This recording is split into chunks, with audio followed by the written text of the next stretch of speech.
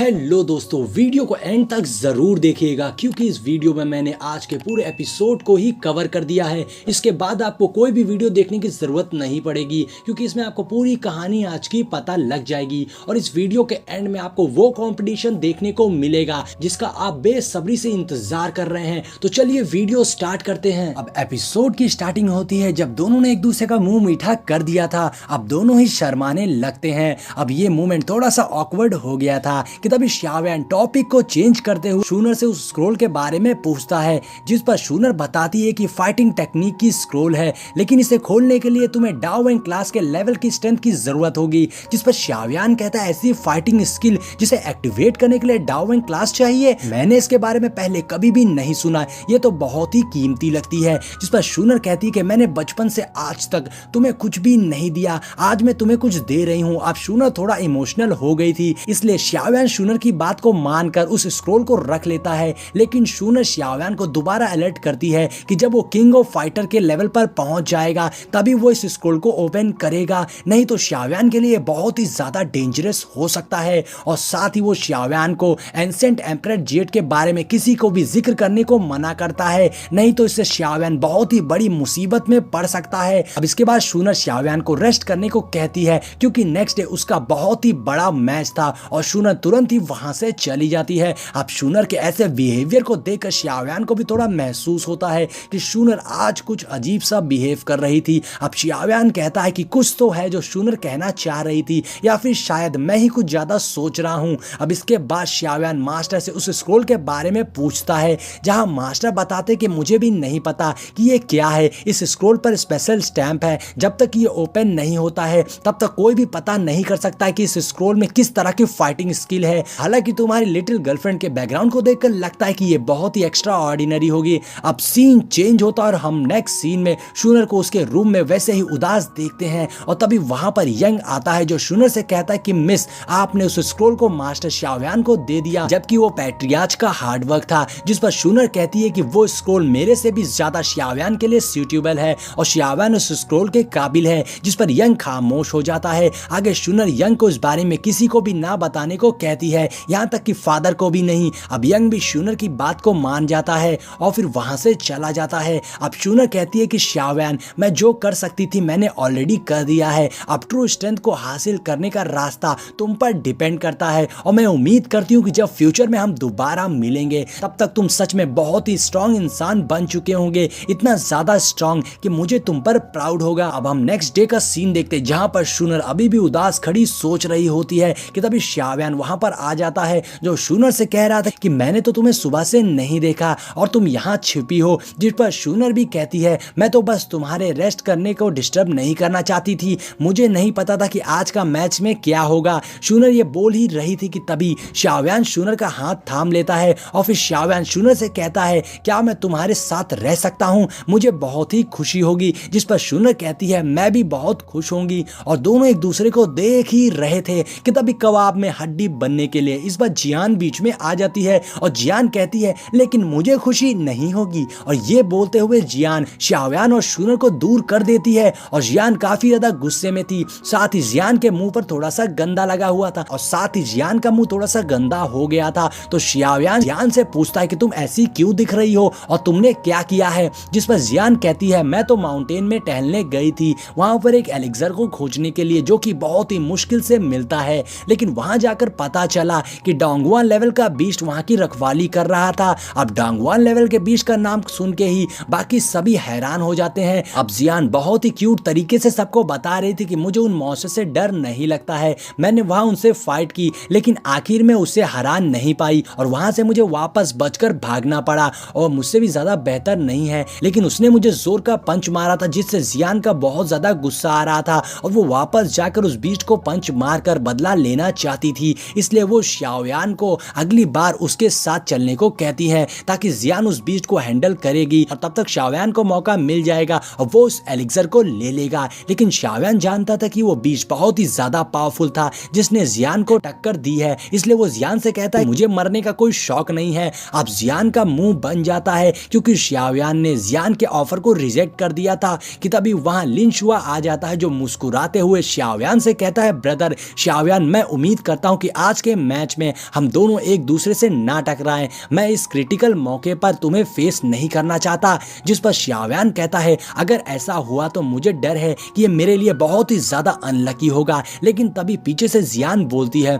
मैं तुम्हें कवर करूंगी, कौन है जो तुम्हें अनलकी बनाने की हिम्मत करेगा। और वो लिन शुआ को देखकर कहती है तो तुम हो ये। आगे वो लिन शुआ से कहती है मुझे बाद में बैटलफील्ड में तुमसे टकराने मत देना, नहीं तो भले ही तुम बैटलफील्ड से भाग जाओ, मैं तुम्हारा पीछा करूंगी और तुम्हें पीटूंगी। जियान लिन शुआ को खुली धमकी दे रही थी, जिस पे लिन शुआ भी क्या ही कहता और वो बोलता है सीनियर सिस्टर इनर कोर्टयार्ड में अभी तक कोई भी ऐसा नहीं है जो तुम्हारा सामना करने की हिम्मत करे। तभी शाओयान जियान को बच्चे जैसे पीछे करते हुए उसके सर पर मारकर कहता है तुम बेवजह मुसीबत खड़ी करो।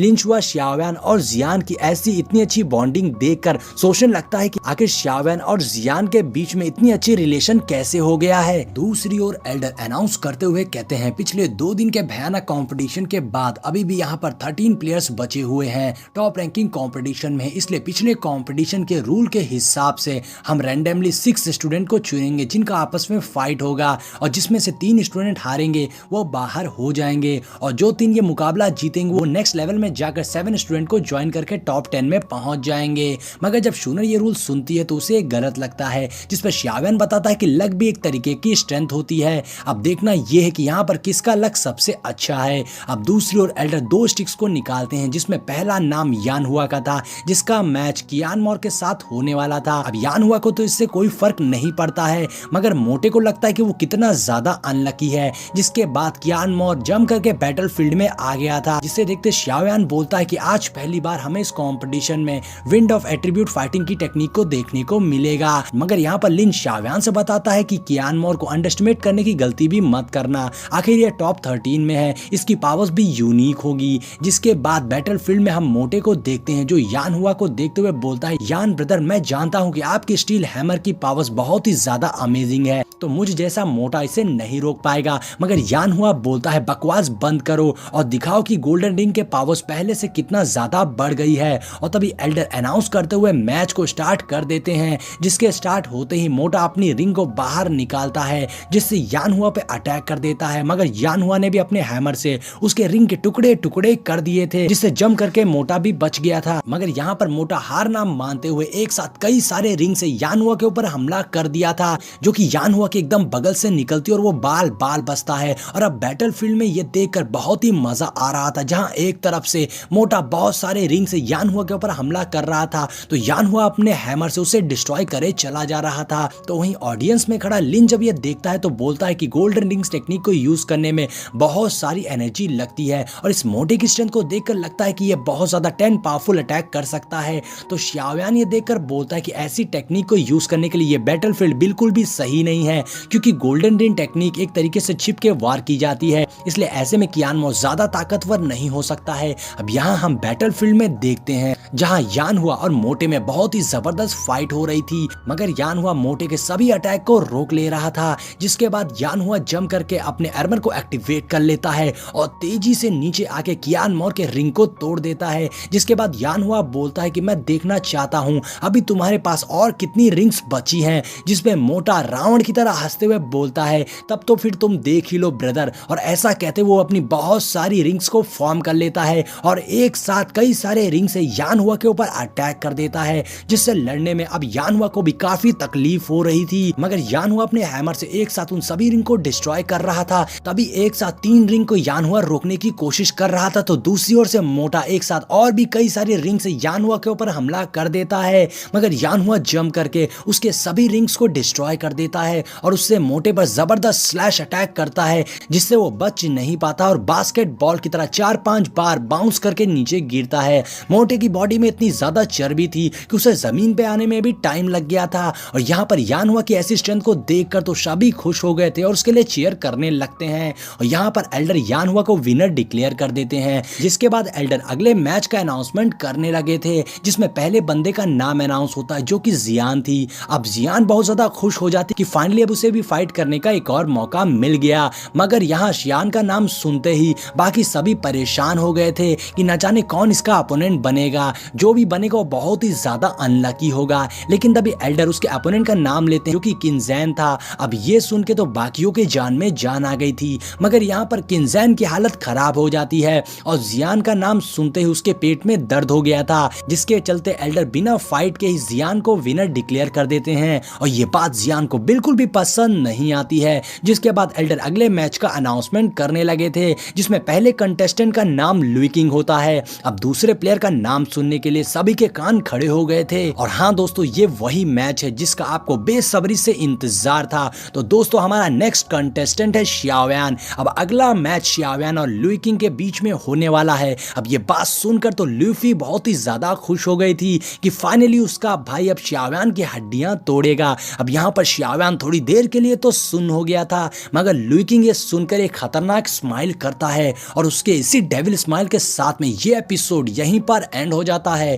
दोस्तों, वीडियो को कट मत करिएगा, मैं आपको एक बहुत ही इंटरेस्टिंग कहानी के बारे में बताना चाहता हूं और ये कहानी है ये चैन की, जो कि मर चुका है, मगर गलती से एक एम्परर की सोल बॉडी उसकी डेड बॉडी के अंदर घुस जाती है, जो कि स्पेस में हजारों सालों से फंसी हुई थी और अब इसलिए ये चैन बहुत ही ज्यादा ताकतवर हो गया था, जिसका मुकाबला अब अर्थ पे कोई भी नहीं कर सकता था। अब ये सब कैसे हुआ और क्यों हुआ, ये देखने के लिए आपको इस सीरीज को वॉच करना होगा, जिसकी लिंक मैंने डिस्क्रिप्शन में और साथ ही कम्युनिटी टैब में डाल दी है। पर्सनली मुझे ये सीरीज बहुत ही ज्यादा पसंद आई है, तो इस सीरीज को जाके आप जरूर एक बार वॉच करिएगा और अगर पसंद आए तो चैनल को सब्सक्राइब जरूर कर दीजिएगा।